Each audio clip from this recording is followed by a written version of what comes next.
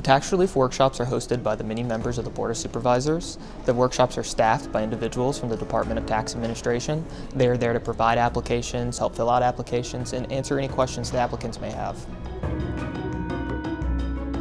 Individuals who are 65 years of age or are permanently and totally disabled that meet certain criteria may be eligible for the real estate, personal property, and tax relief for renters programs. The applications are mailed out in January each year and are due back by April 1st. We do accept late applications for hardships and first-time filers. It is important to make the application process as simple as possible. The board recognizes that it may be difficult for the elderly and disabled to come to a centralized location, so staff from the Department of Tax Administration go out throughout Fairfax County to the various board offices and help with the application process.